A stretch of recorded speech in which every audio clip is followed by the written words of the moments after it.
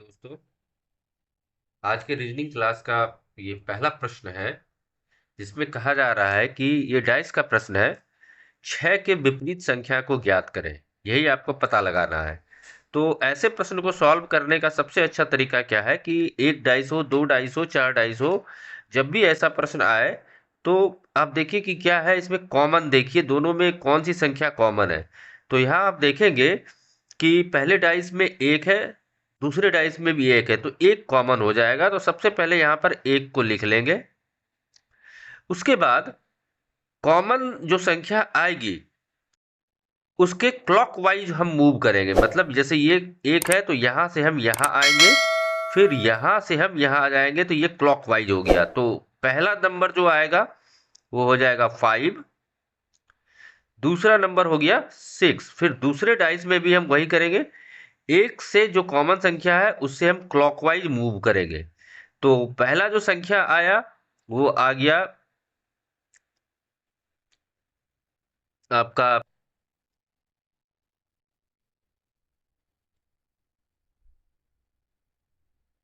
3, और दूसरा संख्या आ गया आपका 2। ठीक है। तो प्रश्न क्या कहता है कि 6 के विपरीत, तो और यहाँ पर 1 है तो 5 हो गया, 6 हो गया, 3 हो गया, 2 हो गया। तो 1 के विपरीत जो संख्या बच गई वो 4 हो जाएगा। लेकिन प्रश्न क्या कह रहा है, तो प्रश्न पूछ रहा है कि 6 के विपरीत कौन सी संख्या आएगी। तो आप यहाँ स्पष्ट रूप से देख रहे हैं कि 6 के विपरीत 2 है, तो ऑप्शन नंबर 2 जो है इसका करेक्ट आंसर हो जाएगा। तो आशा है दोस्तों ये रीजनिंग के ये सवाल आपको समझ में आ गए होंगे। तो जब एक लाइक कर दीजिए, साथ ही साथ जो लोग चैनल पे पहली बार आए हैं चैनल को सब्सक्राइब करते हुए बेल आइकन को दबा दें, जिससे कि आगे आने वाले वीडियो के नोटिफिकेशन सबसे पहले आप तक पहुंच जाए। चलिए अगले प्रश्न को देखते हैं। ये नंबर एनालॉजी का प्रश्न है, इसमें क्या कहता है कि 7:what, ये जो प्रश्नवाचक चिन्ह है ये आपको पता लगाना है। तो इसके लिए हमको 9 का जो 8 के साथ रिलेशन है वो पहले पता करना होगा। और ये जो प्रश्न है एसएससी सीजीएल 2012 में पूछा जा चुका है। तो क्या करते हैं, तो सबसे पहले 9 को हम देखते हैं।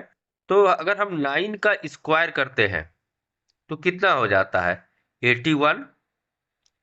और फिर 8 × 1 अगर हम कर देते हैं तो यहाँ पर 8 आ जाता है, जो कि यहाँ पर दिया हुआ है। यही चीज हम इस प्रश्न में भी करते हैं। तो 7 का स्क्वायर जब आप करेंगे तो ये 49 हो जाएगा।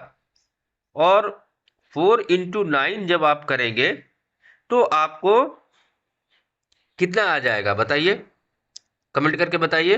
तो 36 इसका आंसर हो जाएगा। और ऑप्शन में 36 ए नंबर में दिया हुआ है, तो ए नंबर इसका करेक्ट आंसर हो जाएगा।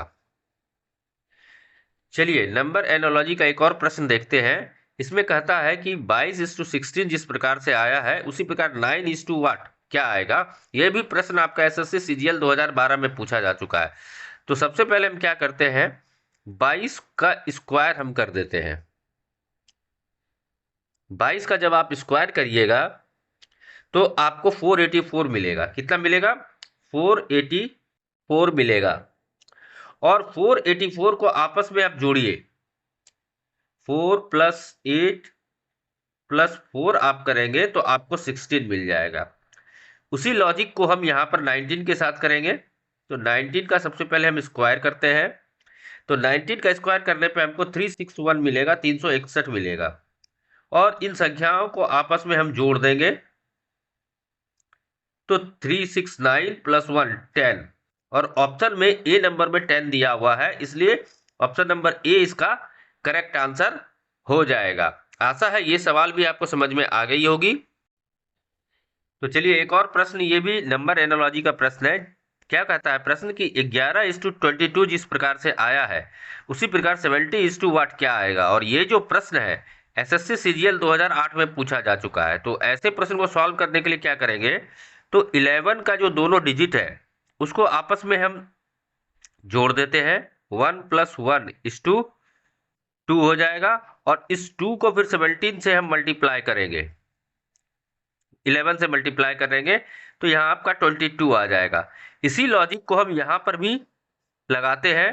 तो 17 है, इसके दोनों डिजिट को आपस में हम जोड़ देते हैं तो 8 आ जाएगा, और इस 8 को फिर हम 17 से मल्टीप्लाई कर देंगे तो आपका 136 आ जाएगा। और 136 ऑप्शन नंबर बी में दिया हुआ है, तो ऑप्शन नंबर बी इसका करेक्ट आंसर हो जाएगा। तो आशा है दोस्तों आपको वीडियो पसंद आई होगी और सारे सवाल अच्छे से समझ में आ गए होंगे। ऐसे ही पैटर्न के सवाल एसएससी और प्रतियोगिता परीक्षा में पूछे जाते हैं।